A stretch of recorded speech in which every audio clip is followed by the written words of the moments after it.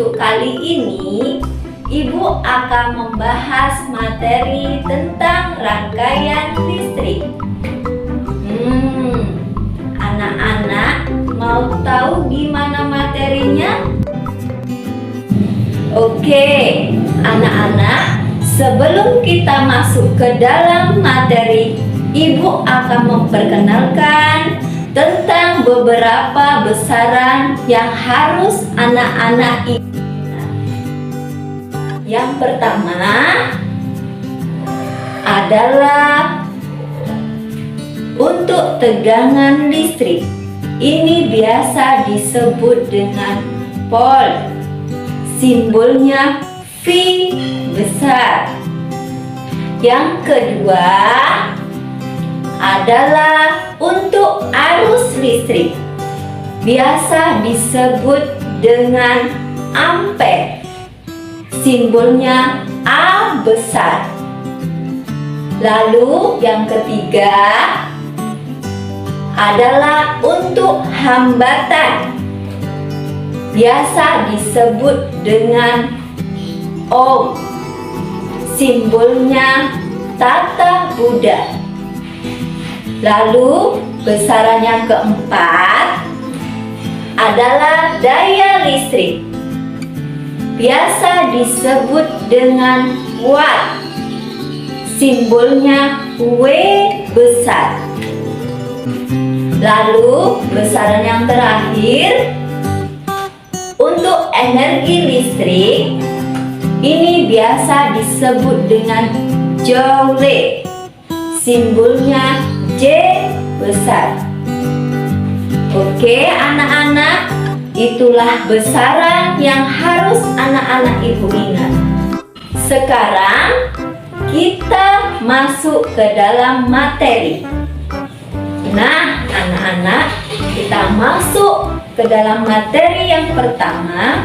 Materi yang pertama adalah komponen listrik. Komponen listrik dibagi menjadi dua macam, yaitu komponen yang menghasilkan arus listrik. Contohnya adalah baterai dan aki.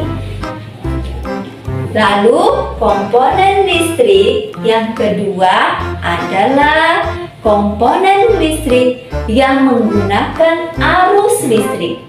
Contohnya seperti saklar dan lampu. Baik anak-anak, kita masuk materi yang kedua. Materi yang kedua adalah tentang rangkaian listrik sederhana. Wah, pastinya ini gak ribet ya. Rangkaian listrik sederhana artinya adalah sumber listrik dengan komponen listrik lainnya yang dirangkai atau disusun dengan satu kesatuan.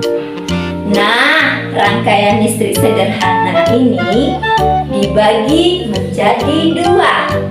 Yang pertama adalah rangkaian listrik terbuka. Ini tandanya tidak ada arus listrik, lalu lampunya mati dan saklarnya terbuka. Lalu jenis rangkaian yang kedua adalah rangkaian listrik tertutup. Nah, ini tandanya sebaliknya ya.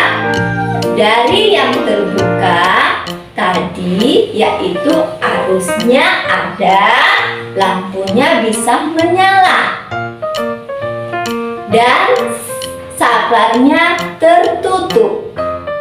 Nah, itulah anak-anak materi kita yang kedua. Kita lanjut materi yang ketiga. Nah, anak-anak, materi kita yang ketiga adalah tentang rangkaian listrik seri dan rangkaian listrik paralel. Nah, Ibu akan menjelaskan perbedaan rangkaian listrik seri dan rangkaian listrik paralel. Yang pertama, Ibu akan menjelaskan rangkaian listrik seri dulu ya, yaitu yang pertama disusun secara berderet. Yang kedua, kabel tidak punya percabangan. Lalu yang ketiga, arus yang mengalir pada tiap komponen sama. Yang keempat, hambatan lebih besar. Sedangkan yang kelima, mengurangi biaya pemakaian kabel. Lalu yang terakhir, energi yang diserap makin kecil. Nah, itu tadi ciri-ciri rangkaian seri. Sekarang kita pindah ke rangkaian listrik paralel. Apa saja ciri-cirinya? Yang pertama, komponen listrik yang disusun secara bersusun atau sejajar. Yang kedua, arus yang mengalir berbeda-beda. Lalu, ciri yang ketiga, hambatan kecil.